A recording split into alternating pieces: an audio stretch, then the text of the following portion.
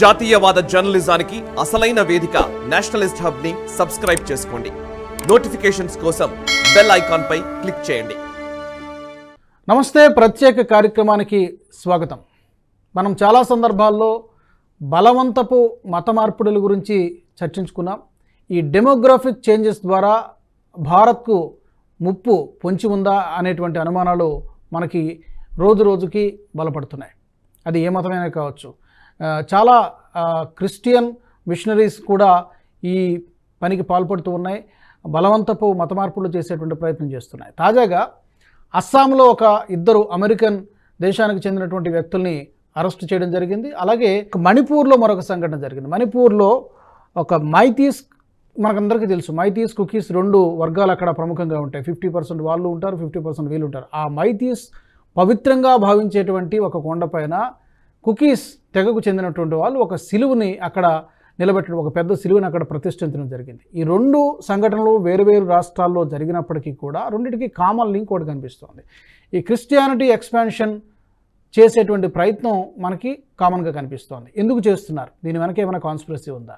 దీన్ని డీకోడ్ చేసేటువంటి ప్రయత్నం చేద్దాం. నాతో పాటు లైవ్లో అందుబాటులో ఉన్నారు సీనియర్ పాత్రికేయులు, రాజకీయ విశ్లేషకులు సురేష్ కొచ్చిటిల్ గారు. సురేష్ గారు నమస్తే. నమస్తే. సురేష్ గారు, ఈ రెండు సంఘటనల గురించి కూడా మీరు కూడా చూసే ఉంటారు పేపర్లలో. చాలా తక్కువగా దీనికి యాక్చువల్గా మెయిన్ స్ట్రీమ్ మీడియా కవర్ చేసింది, బట్ అవి జరిగాయి. మీరు ఎలా డీకోడ్ చేస్తారు ఈ అస్సాంలో జరిగినటువంటి ఈ ఇద్దరు అమెరికన్ల అరెస్టు అండ్ ఈ మణిపూర్లో జరిగినటువంటి ఈ ఇన్సిడెంట్? అస్సాంలో డెమోగ్రఫిక్ చేంజ్ చాలా 71 నుంచి, దానికన్నా ముందు 65లో జరిగింది. చాలా మట్టుకు 71లో జరిగింది. కానీ అది ముస్లిం మైగ్రేషన్ ఉండే బంగ్లాదేశ్ వైపు నుంచి.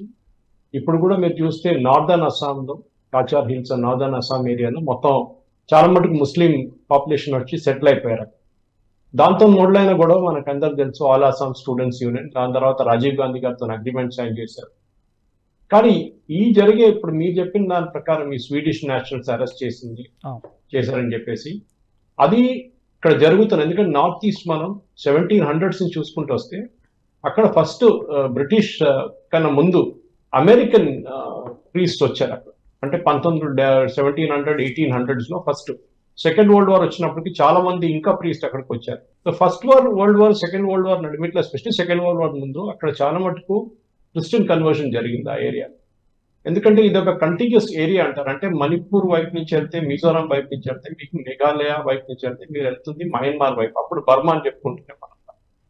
ఈ బర్మా లాంటి ప్లేస్ నుంచి చాలా మటుకు క్రిస్టియన్ మిషనరీస్ వచ్చి సెటిల్ అయ్యి, ఈవెన్ మన వైపు నుంచి కూడా వెళ్ళి చేసి అక్కడ కన్వర్షన్ చాలా మటుకు జరిగింది. దానికోసం మీరు చూస్తే నాగాలాండ్ లాంటి స్టేట్ లో, రాష్ట్రంలో ఆల్మోస్ట్ 99% క్రిస్టియన్స్ ఉన్నారు. అది కాకుండా మిగతా రాష్ట్రాల్లో కూడా, మిజోరాంలో కూడా అంతే సంఖ్య. కానీ మణిపూర్కి వచ్చేటప్పుడు ఒక చిన్న డిఫరెన్స్. మణిపూర్లో చాలా మటుకు ఏరియాస్ లో మనం చూస్తుంటే మణిపూర్లో మీటీస్, అంటే మీటీస్ అనేది నేటివ్ హిందూస్ అక్కడ. అంటే వారు ఒరిజినల్లీ ట్రైబ్స్ ఉండే మన అప్పుడు ఈ నార్త్ ఈస్ట్ స్టేట్స్ అంటుండే మనం. అప్పుడు మిజోరాం, మణిపూర్, అస్సాం, గ్రేటర్ అస్సాం ఉంది ఆ టైంలో. దాని తర్వాతనే ఆఫ్టర్ 47 మనం ఇండిపెండెన్స్ వచ్చిన తర్వాత మన స్టేట్ రీఆర్గనైజేషన్ లో ఈ కొత్త స్టేట్స్ అన్ని ఫామ్ అయ్యాయి. కానీ ఇప్పుడు కూడా అక్కడ మనం చూస్తే చాలా మటుకు కుకీస్, మన ఈ ప్రాబ్లం మణిపూర్ ప్రాబ్లం నడుస్తున్నప్పుడు చాలా మంది కుకీస్, నీటీస్ గురించి మాట్లాడుతున్నారు.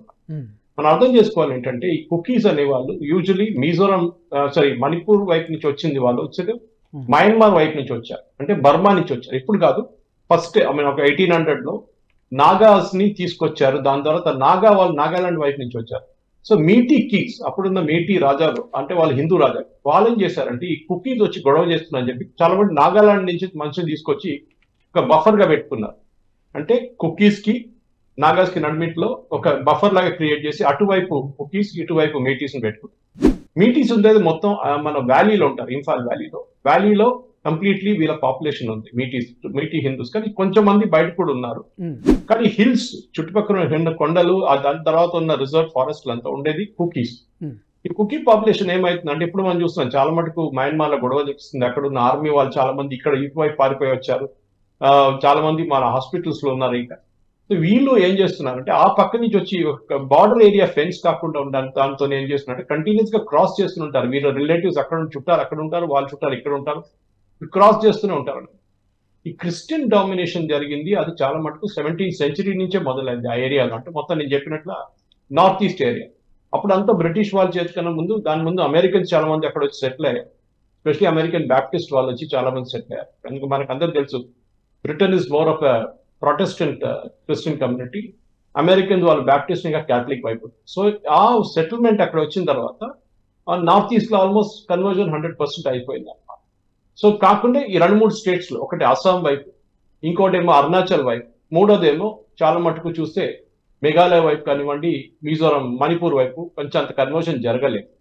దానికి చాలా కారణాలు ఉన్నాయి. అక్కడ ఉన్న రాజులు ఆ టైంలో హిందూ రాజులు ఉన్నారు, వాళ్ళు ప్రొటెక్ట్ చేసుకున్నారు, వాళ్ళు దాన్ని ముందుకు రానియలేదు, వాళ్ళు కన్వర్షన్ చేసేవాళ్ళు, అట్లా ఉండిపోయింది అన్నమాట. కానీ మనకు స్వాతంత్రం వచ్చిన తర్వాత 1947 ఆగస్ట్ తర్వాత ఒక డెమోగ్రఫిక్ చేంజ్ జరిగింది. అంతే ఏమైతుందంటే వీళ్ళు ఈ కమ్యూనిటీస్ ఇంత ట్రైబ్స్, ఫర్ ఎగ్జాంపుల్ నాగాలాండ్ తీసుకోండి, నాగాలాండ్ లో ఆల్మోస్ట్ 76 ట్రైబ్స్ ఉన్నారు, ఇంకా ఎక్కువ ఉండొచ్చు కొంచెం తక్కువ ఉండొచ్చు. కానీ ఈ ట్రైబ్స్ ప్రాబ్లం ఏంటంటే ఒకరితో మాట్లాడడం, వాళ్ళ కస్టమ్స్ డిఫరెంట్.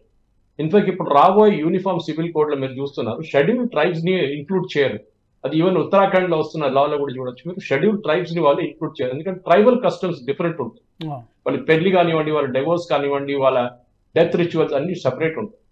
ఈవెన్ నాగాలాండ్ కూడా మనం చూసే చాలా మటుకు నార్త్ ఈస్ట్ లో జరిగిన మిలిటెన్సీ, మన దగ్గర కాశ్మీర్ కన్నా ఎక్కువ మంది చనిపోయింది మన నాగాలాండ్, మన ఈ నార్త్ ఈస్ట్ జరిగిన చాలా మటుకు, అది నాగాస్ ఉండొచ్చు, మిజో నేషనల్ ఫ్రంట్ ఉండొచ్చు, అప్పుడు జరిగిన గొడవలు ఇప్పుడు కూడా చాలా మటుకు మిలిటరీ గ్రూప్స్ యాక్టివ్గా ఉన్నారు.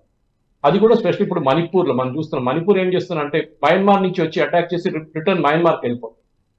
సో ఈ క్రిస్టియన్ మిషనరీస్ వచ్చిన తర్వాత ఏమైందంటే ఈ చాలా మటుకు ద అక్యూజేషన్ అది, ఐ మీన్ దీన్ని మనం ప్రూవ్ చేయని చెప్పలేం, కానీ they were supposed to be backing this militant organization, Christian militant organization. అది మిజో నేషనల్ ఫ్రంట్ ఉండొచ్చు, దాని తర్వాత నాగాస్ వాళ్ళ రెజిమెంట్స్ ఉండొచ్చు, అక్కడ వాళ్ళ టెర్రరిస్ట్ గ్రూప్స్ ఉండొచ్చు. వీళ్ళందరినీ బ్యాక్ చేసింది వీళ్ళని చెప్పి చాలా మటుకు అలిగేషన్స్ చేశారు. దాంట్లో కొంచెం నిజం కూడా ఉంది, లేదని చెప్పలేదు. కానీ ఈ జరిగిన ఇన్సిడెంట్ లో, మనం చూసిన ఇన్సిడెంట్ లో ఈ 3 స్వీడిష్ వాళ్ళని అస్సాం వైపు పట్టుకోవడము, మిగతా వాళ్ళని ఇప్పుడు ఈ జరిగిన క్రాస్ పెట్టి తీసుకెళ్లి పెట్టి కొండ మీద పెట్టిన మణిపూర్ లో జరిగిన ఇన్సిడెంట్, ఇది ఒక లార్జర్ గేమ్ ప్లాన్ గా చూడాలి నార్త్ ఈస్ట్. అంటే కాన్స్టెంట్ గా మణిపూర్ ని అన్సెటిల్ చేసుకొని ఇప్పుడు జరుగుతున్న గొడవలను అట్లనే ఉంచుకోవడానికి చాలా మంది ట్రై చేస్తారు. అక్కడ ఉన్న ఇన్ఫ్లుయెన్షియల్ చర్చ్ లీడర్స్ చాలా మంది ట్రై చేస్తారు. అది మనం చూస్తున్నాం. అది కేరళ లాంటి స్టేట్ లో ఇంపాక్ట్ అవుతున్నాయి, చాలా మటుకు తమిళనాడు లాంటి స్టేట్ లో ఇంపాక్ట్ అవుతున్నాయి. అక్కడ ఉన్న గొడవ అక్కడ ప్రొసెషన్ తీస్తున్నారు. నేను హైదరాబాద్ లో కూడా చూసాను, ఒక జులూస్ తీశారు, ఒక డెమాన్స్ట్రేషన్ చేశారు హైదరాబాద్ లో, peace and equality and religion అది ఇదని చెప్పేసి. అంటే కాన్స్టెంట్ గా బీజేపీ వాళ్ళు అక్కడ ఉన్న క్రిస్టియన్ వాళ్ళ మీద దాడి చేస్తున్నారని చెప్పి కథలు చెప్పడానికి వీళ్ళు కాన్స్టెంట్ గా ఈ మిషనరీ గ్రూప్స్ ట్రై చేస్తున్నారు. మీకు గుర్తుంటుంది చాలా సంవత్సరాల ముందు, ఐ థింక్ ఆల్మోస్ట్ 20-30 సంవత్సరాల ముందు ఉండొచ్చు, గ్రాండ్ స్టెయిన్స్ ఒక మర్డర్ జరిగింది ఒరిస్సా. అది ఒక ఫస్ట్ కేసు ఉండే, ఒక మిషనరీని మర్డర్ చేయడం, పెద్ద గొడవ జరిగింది. అప్పుడు కాంగ్రెస్ హయాం ఉంటే ఆ టైంలో, దాని తర్వాత వీళ్ళు చేశారని చెప్పి ఒరిస్సాలో జరిగిన హత్య అన్నమాట. అది ఎందుకు జరిగిందంటే అక్కడ ఉన్న లోకల్ ట్రైబల్స్ వాళ్ళకి వీళ్ళకి పడదు అసలు, వాళ్ళు చాలా వైలెంట్ ఉంటారు ఈ ట్రైబల్స్. మా రిలీజియన్ లో వచ్చి మీరు ఎందుకు పుల్లలు పెడుతున్నారని చెప్పేసి గొడవ చేస్తారు. ఇప్పుడు ఈ జరిగిన అస్సాంలో జరిగిన దాన్ని కూడా చూడండి. అక్కడ ఉన్న టీ గార్డెన్ వర్కర్స్, ఈ tea garden workers mostly Hindu Bengalis ఉంటారు. బెంగాల్ నుంచి వచ్చిన వాళ్ళు చాలా మంది అస్సాంలో వచ్చి సెటిల్ అయిపోయి 100-150 సంవత్సరాల ముందు నుంచి ఇప్పుడు 3వ-4వ జనరేషన్ ఇప్పుడు నడుస్తున్నారు. వాళ్ళని కన్వర్ట్ చేయడానికి ట్రై చేసి ఆల్మోస్ట్ అక్కడ కూడా 90% కన్వర్ట్ చేసుకున్నారు. ఇప్పుడు ఈ మొన్న అరెస్ట్ చేసి 3 తీసుకెళ్ళినప్పుడు కూడా ఆ పోలీస్ స్టేషన్ బయట ఇదే టీ గార్డెన్ వర్కర్స్ ఎవరిని మీరు కన్వర్ట్ చేయడానికి వచ్చారు, వాళ్ళు వచ్చి డెమాన్స్ట్రేషన్ చేస్తున్నారు వీళ్ళని రిలీజ్ చేయమని చెప్పి. ఇప్పుడు ఆలోచించండి ఎంత ఇన్ఫ్లుయెన్స్ ఉంది అక్కడ నడుస్తుంది. కానీ ఒక్క స్టేట్ అక్కడ కొంచెం డిఫరెంట్ గా ఉంది రాజుగారు, త్రిపుర. మనం చూసాం బీజేపీ ఓవరాల్ గా కమ్యూనిస్ట్ పార్టీని ఆల్మోస్ట్ 30 సంవత్సరాలు అక్కడ పరిపాలించే కమ్యూనిస్ట్ పార్టీని, మానిక్ సర్కార్ కమ్యూనిస్ట్ గవర్నమెంట్ ని అక్కడి నుంచి తెరిమి కొట్టారు, మొత్తం ఓడిపించారు అక్కడ కంప్లీట్ గా. ఇప్పుడు 2వసారి కూడా వాళ్ళు పవర్ లో వచ్చారు బీజేపీ. త్రిపుర అట్లాంటి ఒక రాష్ట్రం అది. దాని తర్వాత మనం చూసాం మణిపూర్ లో కూడా ఒక హిందూ ముఖ్యమంత్రి అక్కడ నడుస్తుంది. అండ్ ఇక్కడ కూడా మనం చూసినాం ఇటువైపు త్రిపురలో ఏం జరిగిందంటే ఈ హిందూ ఆర్గనైజేషన్, మన ఈ సంఘ్ పరివార్ ఆర్గనైజేషన్స్ ఏం చేశారంటే క్రిస్టియన్ మిషనరీస్ ఏం చేస్తున్నారో అదే పాలసీ ఫాలో చేశారు వాళ్ళు కూడా. వాళ్ళు ఏమన్నారంటే వాళ్ళు ఏమిస్తున్నారు, మేము మీకు ఫ్రీగా ఎడ్యుకేషన్ ఇచ్చేస్తాం. అంటే మీ పిల్లలు స్కూల్లో ఉన్నారా, కాలేజ్లో ఉన్నారా, మా స్కూళ్ళు ఉన్నాయి, మా కాలేజ్లు ఉన్నాయి, మా కాన్వెంట్లు ఉన్నాయి, అక్కడ వచ్చి చదవండి, మీకు ఫ్రీగా మీకు ఉండడానికి కూడా హాస్టల్ కూడా ఇస్తాం మీ పిల్లలకి, మీరు చదువు మాదని చెప్పించండి. రెండోది హాస్పిటల్స్, అక్కడ వైద్య చికిత్స ఏమని చెప్పారంటే ట్రైబల్ ఏరియాస్ చాలా తక్కువ. సో వీళ్ళేం చేశారు, మిషనరీస్ ముందే వెళ్ళి అదే ఏరియాస్ లో హాస్పిటల్ సెటప్ చేసుకున్నారు. స్కూల్స్, కాలేజెస్, హాస్పిటల్స్, ఇది 3 సెటప్ చేసుకుంది. దాని తర్వాత అప్పుడు వాళ్ళు చర్చ్ కూడా సెటప్ చేసుకుంది. సో ఇది ఒక ఈకో సిస్టమ్ క్రియేట్ చేశారు, ఒక ఫ్యామిలీ ఈకో సిస్టమ్. దాంట్లో చాలా మటుకు నేను హిందూ ఆర్గనైజేషన్ కూడా తప్పు పడుతున్నాను. మనం 17th 18th సెంచరీలో, దాని తర్వాత ఈవెన్ 1947 తర్వాత నెహ్రూ గారి సెక్యులరిజం లో పడిపోయి మనం అక్కడ ఏం చేయలేదు. నార్త్ ఈస్ట్ చాలా నెగ్లెక్ట్ చేసాము. మోదీ గారు వచ్చిన తర్వాత లాస్ట్ 10 సంవత్సరాల్లో నార్త్ ఈస్ట్ లో రోడ్లు కడుతున్నారు, తర్వాత రైల్ ట్రాక్స్ వేస్తున్నారు, డెవలప్మెంట్ నడుస్తుంది నార్త్ ఈస్ట్. లేకుంటే అదొక నెగ్లెక్టెడ్ ఏరియా లాగా ఉండే. ఎక్కడో ఏమో జరిగితే, భూకంపం వస్తే, ఏదో న్యూస్ వస్తే అక్కడ ఉంటుంది, కానీ నార్త్ ఈస్ట్ అసలు ఎవరు పట్టించుకోలేదు. చాలా out of sight, out of mind. అంటే అక్కడ వెళ్ళడానికి మనకి ఇన్నర్ లైన్ పర్మిట్లు కావాలి. చాలా ఇష్యూస్ ఉన్న, టెర్రరిస్ట్ ప్రాబ్లమ్స్ ఉంటాయి ఆ ఏరియాలో, ఇన్సర్జెన్సీ ప్రాబ్లమ్స్ ఉంటాయి చాలా మంది. సో ఆర్మీ వాళ్ళు ఉంటారు, ఇంటెలిజెన్స్ వాళ్ళు ఉంటారు, పోలీస్ వాళ్ళు, దాని నడిమిట్లో మనం ఎందుకు వెళ్ళాలని చెప్పి మన బయట నుంచి ఎవరు వెళ్ళరు. ఇప్పుడే మనం చూస్తున్నాం చాలా మటుకు ఫ్లైట్స్, కొత్త కొత్త ఫ్లైట్స్ స్టార్ట్ చేస్తారు, చిన్న చిన్న ఎయిర్పోర్ట్స్ స్టార్ట్ చేస్తారు, రైల్వే ట్రాక్స్ ఎక్స్టెండ్ చేసుకుంటూ వెళ్తారు. సో ఈ ట్రైబల్ గ్రూప్స్ కి ఎక్స్ప్లాయిట్ చేయడానికి ఈ మిషనరీస్ ఏం చేస్తున్నారంటే, ఈ ల్యాండ్, వాళ్ళ దగ్గర ఉన్న ల్యాండ్ కూడా తీసుకొని మీరు చాలా మటుకు యూజ్ చేస్తున్నారు. ప్రెసిడెంట్ డెస్మండ్ టూటు అని చెప్పి సౌత్ ఆఫ్రికాలో చాలా పెద్ద ఒక ప్రీస్ట్ ఉండే, ఆయన ఆల్మోస్ట్ ఆఫ్రికన్ నేషనల్ కాంగ్రెస్ కూడా లీడర్షిప్ రోల్ లో ఉండే. టూటు గారు ఒకసారి అన్నారు, when the machineries came to Africa they had the Bible and we had the land. అంటే వాళ్ళ చేతిలో బైబుల్ ఉంటే మా చేతిలో మా భూమి ఉంది. కన్ను మూసుకొని చెప్పారు. దాని కన్ను మూసుకున్న తర్వాత చూస్తే మా చేతిలో బైబుల్ ఉంది, వాళ్ళ చేతిలో మా భూమి ఉంది. చూడండి ఎట్లా మారిందని సిచ్యువేషన్.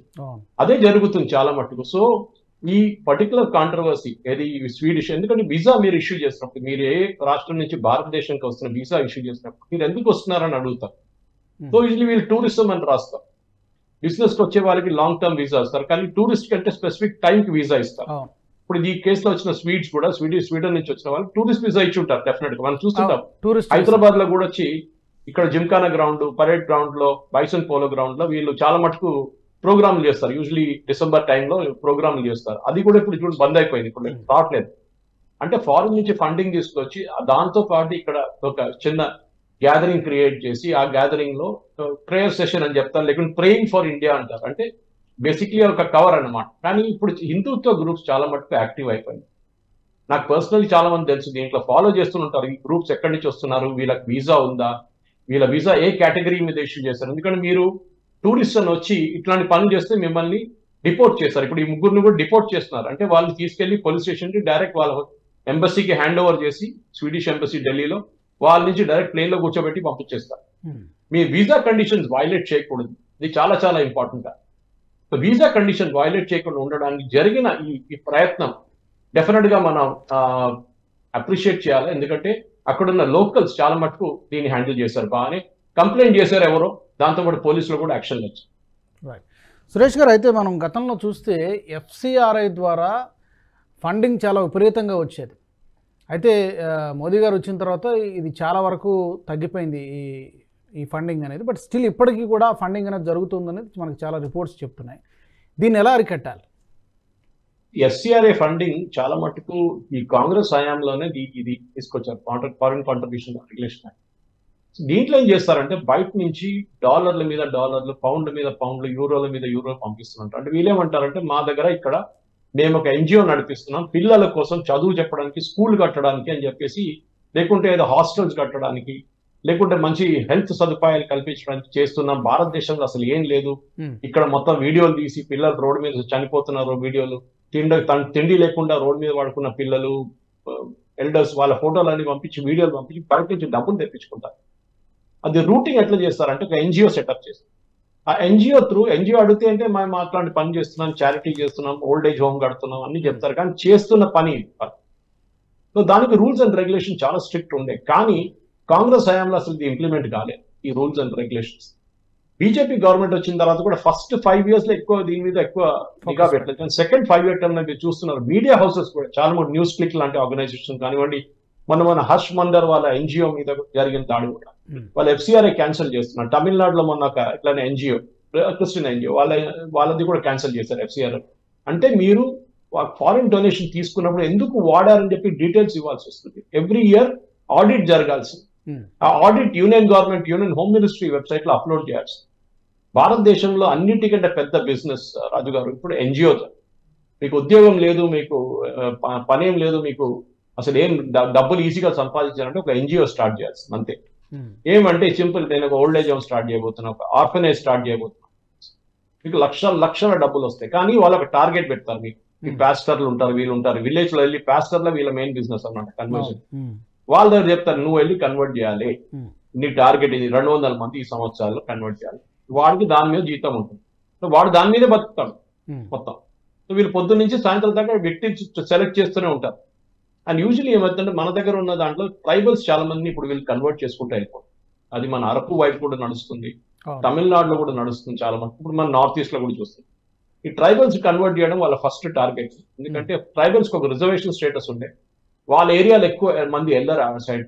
సో వాళ్ళని ఫస్ట్ అప్రోచ్ అయ్యి వాళ్ళని మాట్లాడి వాళ్ళని కన్వర్ట్ చేసి, కొంతమంది పేరు కూడా మార్చుకోరు ఎందుకంటే వాళ్ళకి రిజర్వేషన్ పోతుందని భయం ఉంటుంది. ఈవెన్ ఎస్సీ సర్టిఫికేట్లో కూడా పేర్లు మార్చుకోకుండా వాళ్ళు అదే పేరు ఉంచుకొని రిజర్వేషన్ ఫెసిలిటీస్ అవైల్ చేసుకుంటారు. సో ఇది జరిగేది. ఎఫ్సిఆర్ఐ దాంతో ఏమవుతుందంటే మీరు ఆడిట్ చేయకుండా, ఎందుకంటే కాంగ్రెస్ హయాంలో 10, 20, 15 సంవత్సరాలు 20 సంవత్సరాల తర్వాత ఆడిటే జరగలేదు. కోట్లు వచ్చిన తర్వాత ఎక్కడ పోయింది ఎవరికి తెలియదు. పెద్ద పెద్ద ఇల్లు కట్టుకున్నారు, పెద్ద పెద్ద కార్లు కొనుక్కున్నారు, అన్ని ఫారిన్ హాలిడేస్ చేసుకుంటారు ఈ పాస్టర్లు వీళ్ళందరూ కలిసి. కానీ డబ్బులు దేనికి తెప్పించుకున్నారో దానికి వాడుకోలేదు వాళ్ళు. సో ఈ దాన్ని మొత్తం మోదీ గవర్నమెంట్ వచ్చింది. దానికోసం మీరు చూస్తుంటారు. ఇప్పుడు మీరు చాలా మటుకు స్టేట్స్, నేను పేరు చెప్పను కానీ కొన్ని స్టేట్స్కి వెళ్తే మోదీ గారిని విపరీతంగా తిడతారు ఆ కమ్యూనిటీ వాళ్ళు. మోదీ వచ్చిన తర్వాత ఇట్లా అయింది చూడండి, హిందువులు అది చేస్తున్నారు అంటే. మీరు మెయిన్ ప్రాబ్లం ఏంటంటే వీళ్ళ ఫండింగ్ ఆపేస్తారు. వాళ్ళు మీరు ట్యాప్లో వస్తున్న నీళ్ళు ఆఫ్ చేస్తే ఎట్లయిపోతుంది, తాగడానికి నీళ్ళు ఇప్పుడు వాళ్ళకి అది ప్రాబ్లం. అంటే ఫండింగ్ అయిపోయింది. నేను ఒక మెటఫారికల్ సెన్స్ లో చెప్తున్నా. ఈ ఎఫ్సిఆర్ఐ ఫండింగ్ ఆగిన తర్వాత వీళ్ళ బిజినెస్ బంద్ అయిపోయింది. ఎందుకంటే ఏదైనా బిజినెస్ నడవాలంటే మీద డబ్బులు కావాలి. బండి నడిపియాలంటే బండి కావాలి, దాంట్లో డీజిల్ పోపియాలి, తిండి పెట్టాలి, అన్ని చేయాలి. ఇది అది లేకున్నప్పుడు ఏమైతుంది, ఎవడు రాడు. బికాజ్ ఈ కన్వర్జన్ బిజినెస్ ఎట్లా అంటే మీకు మన డబ్బులు ఇవ్వకుండా ఎవడొచ్చి ఫ్రీగా పనిచేయడు. ఉన్నారు వాళ్ళ దాంట్లో ప్రీస్ట్ ఉన్నారు, వాళ్ళ దాంట్లో సిస్టర్స్ ఉన్నారు, కరెక్ట్. బట్ వాళ్ళ ఫండింగ్ కోసం కూడా డబ్బులు కావాల్సి వస్తుంది. సరే వాళ్ళు చాలా మటుకు భూములు కొనుక్కున్నారు బ్రిటిష్ వాళ్ళ టైంలో. ఆ టైంలో వాళ్ళకి చాలా భూములు. In fact I think Waqf board తర్వాత సెకండ్ బిగ్గెస్ట్ ల్యాండ్ హోల్డింగ్ భారతదేశంలో ఉన్నది చర్చ్ దగ్గర ఉంది. మన దగ్గర గుడిలో ఉన్న ల్యాండ్ అంతా తెలుసు మీకు, అన్ని అమ్మేసుకున్నారు గవర్నమెంట్, ఇక్కడ ఉన్న గవర్నమెంట్ వాళ్ళు. సో భూములన్నీ పోయినాయి, మన దేవుళ్ళ దగ్గర భూమే లేవు. సో ఇట్లాంటి పరిస్థితుల్లో ఈ పర్టికులర్ ఇన్సిడెంట్, మీరు చెప్పిన 2 ఇన్సిడెంట్, ఒకటి ఈ స్వీడిష్ నేషనల్ ముగ్గురిని, ఇంకోటి క్రాస్ పెట్టడం. ఆ క్రాస్ కూడా నేను చదివిన దాని ప్రకారం ఒక కొండ వాళ్ళు చాలా సంవత్సరాల నుంచి హిందూ మేతీస్ అక్కడ పూజ చేస్తుంటే కొండ మీద, అక్కడ తీసుకెళ్లి పెట్టారు కావాలని చెప్పి. అది ఇక్కడ కాదు, ఈవెన్ చాలా మటుకు మిగతా రాష్ట్రాల్లో కూడా జరిగింది. కొండ మీద తీసుకెళ్లి పెట్టేస్తారు. యాక్చువల్లీ రిజర్వ్ ఫారెస్ట్ ఏరియా ఉంటుంది. యూజువల్లీ ఇట్లాంటి కొండ ఏరియా ఫారెస్ట్ ఏరియా ఉంటుంది, ఇక్కడ ఏం పెట్టకూడదు యాక్చువల్లీ. కానీ మన కొన్ని గవర్నమెంట్లు ఓట్ల కోసం ఏమైనా చేసుకుంటారు, ఏమైనా అలౌ చేస్తారు. కానీ ఇప్పుడు స్ట్రిక్ట్ అయిపోయిన తర్వాత కొంచెం వీళ్ళ యాక్టివిటీస్ కూడా తగ్గింది. కానీ తమిళనాడు, కేరళ, కర్ణాటక లాంటి రాష్ట్రాల్లో ఇప్పుడు కూడా చాలా మటుకు ఇట్లాంటి యాక్టివిటీస్ సపోర్ట్ చేస్తారు.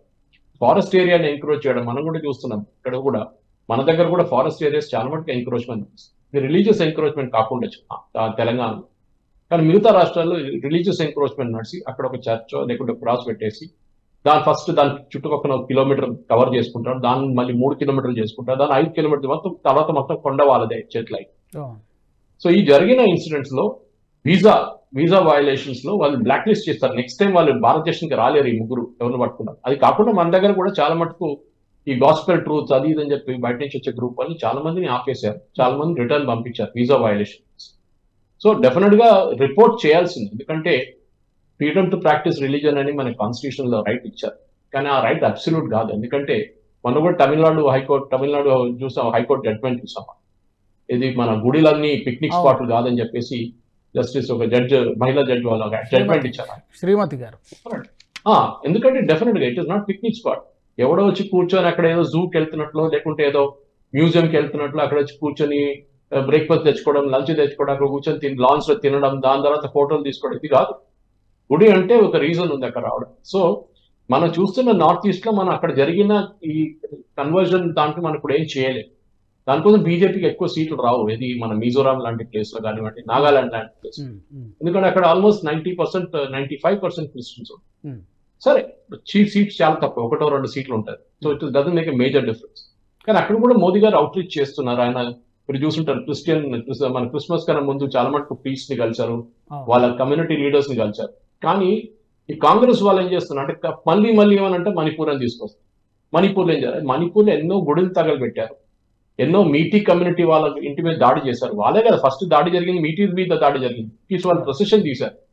అయితే సురేష్ గారు, ఈ మత మార్పిడుల ద్వారా ఒక కోర్టు వాళ్ళు ఏదో జడ్జ్మెంట్ ఇచ్చారు, మీరు వీళ్ళకి ట్రైబల్ స్టేటస్ ఇవ్వచ్చు కదా అని చెప్పేసి.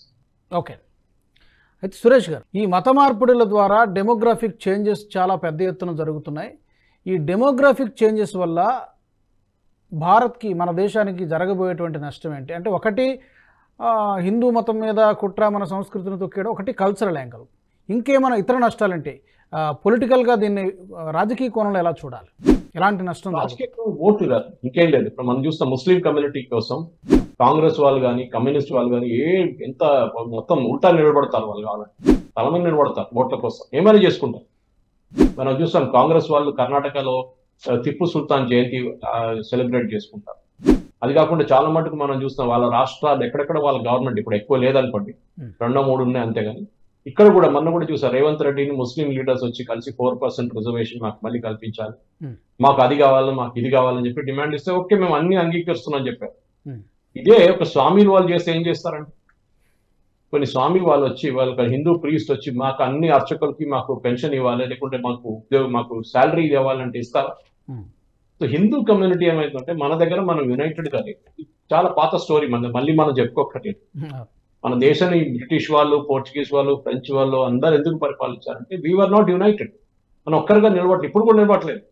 ఇవాళ చూడండి ఆ పార్లమెంట్ లో అధీర్ రంజన్ చౌదరి లద్దాఖ్ లో చైనాని ప్రేస్ చేస్తున్నారు, మాల్డీవ్స్ లో బాగా ఓడిపోయాం, బాలకోట్ లో మనం అసలు ఏం చేయలేదు అక్కడ మన ఎయిర్ ఫోర్స్ వాళ్ళు వెళ్ళేది పార్లమెంట్ లో మాట్లాడుతున్నారు.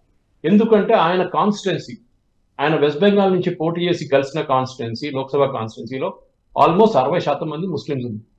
ఆయనకి చెప్పాల్సింది ఇదంతా.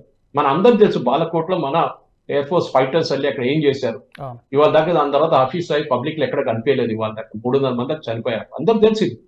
కానీ రాహుల్ గాంధీ ఏమంటాడు, అక్కడ వెళ్ళి మీరు అని చెప్పు కొట్టారు. ఇప్పుడు అధీర్ రంజన్ చౌదరి అదే అంటున్నాడు, మీరు లదాఖ్ లో ఏం చేయట్లేదు, చైనా వాళ్ళు. అరే ఇదే రాహుల్ గాంధీ గ్రాండ్ ఫాదర్ కదా, ఆయన గ్రేట్ గ్రాండ్ ఫాదర్. ఏం చేశాడు ఆయన? నెహ్రూ 38,000 స్క్వేర్ కిలోమీటర్లు చైనాకి ఇచ్చేసాడు. అప్పుడేం కాంగ్రెస్ వాళ్ళు మాట్లాడలేదు? 30,000 స్క్వేర్ కిలోమీటర్ లదాఖ్ హాఫ్ తీసుకెళ్లిపోయారు చైనా వాళ్ళు, ఆల్రెడీ వాళ్ళ దగ్గర ఉంది. అక్కడి నుంచి 5 కిలోమీటర్ ఇక్కడ కూడా వస్తే కాంగ్రెస్ వాళ్ళు ఏవో గొడవ చేస్తారు. సో ఈ కన్వర్జన్ మాఫియా కోసం, సపోర్ట్ కోసం వీళ్ళు ఇప్పుడు చూస్తున్న సడన్ గా రాహుల్ గాంధీకి హిందూయిజం గుర్తొచ్చింది, మన గుడికి వెళ్తున్నాడు. మిమ్మల్ని రామ్లల్లా ప్రాణప్రతిష్ఠకి పిలిస్తే మీ అమ్మగారు రాలేదు, ఖర్గే గారు రాలేదు, అధీర్ రంజన్ చౌదరి రాలేదు. ఎందుకంటే మీకు భయం, రేపు రాహుల్ గాంధీకి వయనాడులో సీట్ ఉంటుందా లేదా, అది కూడా ఓడిపోతాడా, భయం ఉంది వాళ్ళ దాన్ని. సో ఈ పర్టికులర్ ఈ కన్వర్జన్ మాఫియా అని మీకు తెలుసు. సోనియా గాంధీది నేషనల్ అడ్వైజరీ కౌన్సిల్ అయినప్పుడు ఆమె it was more powerful then the union cabinet. Manmohan Singh కూడా ఏం చేయలేకపోయాడు 10 సంవత్సరాల. వాళ్ళు తీసుకున్న డిసిషన్ సోనియా గాంధీ ఇంప్లిమెంట్ చేసింది, గవర్నమెంట్ చూసుకుంటూ ఓడిపోయింది. అండ్ దాంట్లో హర్ష్ మందర్ ఉన్నాడు, ఇదే Harsh Mander conversion mafia chief. అట్లాంటి 2-3 ఉన్నారు, తీస్తా సెటిల్ వాడు, వీళ్ళంతా నేను ఇంక్లూడ్ చేసుకున్నాను.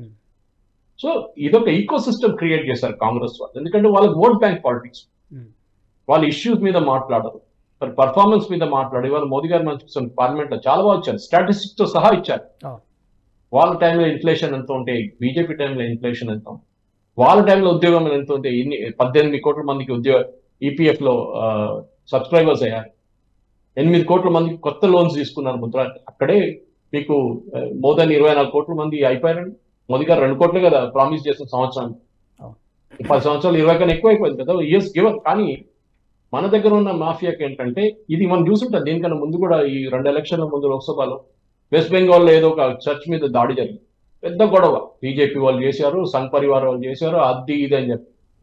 ఎలక్షన్ కాగానే 3వ రోజు వాళ్ళని అరెస్ట్ చేసుకున్నారు. కరెక్ట్ ఎలక్షన్ ముందే నడుస్తుంది. ఇప్పుడు ఈసారి కూడా అదే జరిగిపోతుంది. ఎక్కడో ఒక ప్లేస్ లో ఇట్లాంటి వచ్చి పనులు చేస్తారు వీళ్ళు. దాని తర్వాత వారం తర్వాత ఇన్వెస్టిగేషన్ తర్వాత 3 బంగ్లాదేశీలు పట్టుకున్నారు. వాళ్ళు చేశారంటే ఈ పని. వాళ్ళు రాళ్ళు విసిరారు, వాళ్ళు మేరీ మాతాజీ స్టాచ్యూ పడగొట్టారు. కానీ గొడవ తప్పంతా బీజేపీ తల మీద చేసేస్తారు, సంఘ్ పరివార్, ఆర్ఎస్ఎస్ అని చెప్పేసి. ఇలా స్ట్రాటజీ. ఎందుకంటే మన దగ్గర పబ్లిక్ మెమరీ ఇస్ నోటోరియస్లీ షార్ట్ అంటాం రాజు, మర్చిపోతారు. వారం తర్వాత అడగండి ఏం జరిగిందని ఎవరు గుర్తుంటారు. ఇది ప్రాబ్లం. దాన్ని ఎక్స్ప్లాయిట్ చేయడానికి ఈ స్పెషల్లీ పేదోళ్ళు, ఎందుకంటే అది మన హిందూ ఆర్గనైజేషన్ కూడా నేను తప్పు పడుతుంది. దేవుడికి కొంచెం డబ్బులే చాలండి, దేవుళ్ళు ఎక్కువ అడగట్లేదు మన దగ్గర. పెద్ద టెంపుల్స్ గురించి మాట్లాడుతున్నాం. మీ దగ్గర టెంపుల్ దగ్గర డబ్బులు ఉంటే మీరు స్కూళ్ళు కట్టండి, హాస్పిటల్ కట్టండి, అది కూడా మీ టౌన్ లో కాదు, చిన్న చిన్న పల్లెటూరులో ఒక డిస్ట్రిక్ట్ హెడ్ క్వార్టర్స్ లో ఫ్రీ హాస్పిటల్ కట్టండి, ఫ్రీ స్కూల్ పెట్టండి, ఫ్రీ కాలేజ్ పెట్టండి. ఎందుకంటే మిషనరీస్ చేస్తున్న ఇదే పని. బీజేపీ ఇదే స్ట్రాటజీ త్రిపురలో అడాప్ట్ చేశారు, ఎంత బాగా సక్సీడ్ అయ్యారు చూడండి. ఛత్తీస్గఢ్ లో చేశారు, ఛత్తీస్గఢ్ లో ఇదే స్ట్రాటజీ. లాస్ట్ టైం ఓడిపోయారు, కానీ అక్కడ కూడా ట్రైబల్ పాపులేషన్ చాలా పెరిగి బీజేపీ సంఘ్ పరివార్, బీజేపీ అని చెప్పలేదు, సంఘ్ పరివార్ వాళ్ళు ఏం చేశారంటే వాళ్ళు ఎక్కడ వెళ్ళి కాలేజీలు సెటప్ చేశారు, హాస్పిటల్ సెటప్ చేశారు, క్లినిక్లు సెటప్ చేశారు. సో ఇదే గేమ్ వాళ్ళు ఆడుతున్న గేమ్. అది అంటారు కూడా, if you can't beat them join them అంటారు ఇంగ్లీష్. సో అదే వాళ్ళు చేస్తున్నారు కదా, మనం కూడా అదే చేద్దాం. ఇప్పుడు వాళ్ళు గొడవ చేస్తున్నారు, మీరెందుకు స్కూల్ కడుతున్నారు, మీరెందుకు కాలేజీలు కడుతున్నారు, మేము కడుక్కుంటామే, మీరు చేస్తున్నారు మేము కూడా చేసుకుంటాం. Logic simple. సో ఎందుకు చేయకూడదు? సో నేను ఇదే తప్పు పడుతున్నాను. మళ్ళీ మనం నార్త్ ఈస్ట్ చూస్తే ఇప్పుడు ఏం చేయలేము, 70 సంవత్సరాలు అయిపోయింది. అక్కడ దానికన్నా ముందు కన్వర్జన్ జరిగింది. అక్కడ ఆ కన్వర్జన్ మాఫియాని ఆపలేకపోయామన్నప్పుడు, కానీ ఇప్పుడు ఆపుకుంటుంది. కానీ ఇంకా ముందుకు హిందూ రిలీజియన్, మన హిందూ ధర్మం ఉండాలంటే మన అందరూ యునైటెడ్ గానే ఉంటేనే ఉంటుంది. మన వైపు నుంచి మీరు చిన్న చిన్న సహాయం పేదోళ్ళకి చేస్తే చాలా బాగుంటుంది. అది మీ ఇంట్లో ఉన్న మేడ్ సర్వెంట్ కొడుకో కూతురు వాళ్ళు చదువు చెప్పడం, ఈ వాచ్మెన్ కూతురు కొడుకు వాళ్ళకి చదువు, ఇట్లాంటి చిన్న చిన్న పనులు చేస్తే వీళ్ళు ఇంకొక రిలీజియన్కి వెళ్ళరు. లేకుంటే వాళ్ళు కూడా వాళ్ళు తప్పు పట్టలేదు. వాళ్ళు బతకాలి కదా, వాళ్ళ పిల్లలు చదువు చెప్పాలి కదా. ఎవడో ఫ్రీగా ఇస్తున్నాడు, hostel free, education free, hospital ఏమైనా ప్రాబ్లం అయితే మా హాస్పిటల్కి రండి, మేము అక్కడ చూసుకుంటాం మిమ్మల్ని అంటాం. ఇది వాళ్ళ స్ట్రాటజీ, మిషనరీ. ఇది అన్ని ఇది ఒక్కటే కాదు కదా, ఇది అన్ని రాష్ట్రాల్లో సక్సీడ్ అయింది. చూడండి, ఇక్కడ Egypt was not Islamic country, అక్కడ ఇస్లాం అయిపోయింది. ఇప్పుడు అట్లనే క్రిస్టియన్ కంట్రీస్ చాలా మట్టుకున్నాయి, కన్వర్షన్ అయిపోయినాయి. అక్కడ అన్ని ముందు ఇంకో రిలీజియన్స్ ఉంటాయి. కానీ భారతదేశం ఒకటే దేశం ఉంది ఇప్పుడు దాకా. మన ఒరిజినల్ రిలీజియన్ ఇప్పుడు కూడా 80% మంది ఫాలో చేస్తారు. దీని ముందు నేపాల్ ఉండే, కానీ నేపాల్ ఎక్కడికో వెళ్ళిపోయింది మనకు తెలుసు. ఇప్పుడు ఉన్నది ఒక భారతదేశం, దాన్ని మనం కాపాడుకోవాలి. అండ్ దానికోసం మన ప్రతి వ్యక్తికి మనకు ఒక రెస్పాన్సిబిలిటీ. మన అన్ని వ్యూవర్స్కి అది చెప్పాలనుకుంటున్నాం, నేషనలిస్ట్ అని. మీరేం చేశారు అది చాలా ఇంపార్టెంట్. మీరేం చేస్తున్నారు, నేనేం చేయాలి, గవర్నమెంట్ చేయాలి కదా అంటారు. గవర్నమెంట్ చేస్తారే, వాళ్ళ పని వాళ్ళు చేస్తారు. కానీ మీరేం చేస్తారు? మీరే ఇద్దరు మన పిల్లలకు, ఒక పిల్లలకు పాపకు చదువు చెప్పడానికి వాళ్ళ ఫీజు కట్టండి. వాళ్ళ కోసం వాళ్ళు కన్వర్ట్ చేసుకోరు అంతా. కానీ చేసుకుంటే మళ్ళీ మీ తప్పే, మా తప్పు మీ, అది మనం గుర్తుపెట్టుకోవాలి. Correct. Thank you very much Suresh గారు, చాలా బాగా ఎక్స్ప్లెయిన్ చేశారు. అసలు దీని వెనక ఏం జరుగుతుందో, ఎలాంటి కుట్ర జరుగుతుంది అనేది. ధన్యవాదాలు. Thank you so much for joining. ఈ బలవంతపు మత మార్పిడుల వెనక చాలా కుట్ర దాగి ఉంది. దాంతో డెమోగ్రఫిక్ చేంజెస్ జరుగుతున్నాయి. డెమోగ్రఫిక్ చేంజెస్ వల్ల ఎలాంటి నష్టాలు జరుగుతున్నాయో ఈ వీడియోలో మనం తెలుసుకున్నాం. కాబట్టి ఇది అరికట్టాలంటే ఇది సమిష్టి బాధ్యత. డెఫినెట్గా ప్రతి ఒక్కరూ బాధ్యత తీసుకోవాల్సినటువంటి అవసరం ఉంది. ముఖ్యంగా హిందువులు ఐకమత్యంగా ఉండాల్సినటువంటి అవసరం ఉందనేది చాలామంది విశ్లేషకులు చెబుతున్నటువంటి మాట. ఇది వాటి ప్రత్యేక కార్యక్రమం. Keep watching Nationalist hub. ఈ వీడియో మీకు నచ్చినట్టయితే లైక్ చేయండి, 10 మందికి షేర్ చేయండి. అలాగే కామెంట్ల రూపంలో మీ అభిప్రాయాలను మాతో పంచుకోండి. Nationalist hub group of channels ను సబ్స్క్రైబ్ చేసుకుని తెలుగునాట జాతీయవాద జర్నలిజాన్ని ప్రోత్సహించండి. ఈ వీడియో కింద ఉన్న బెల్ ఐకాన్ పై క్లిక్ చేయడం మర్చిపోవద్దు.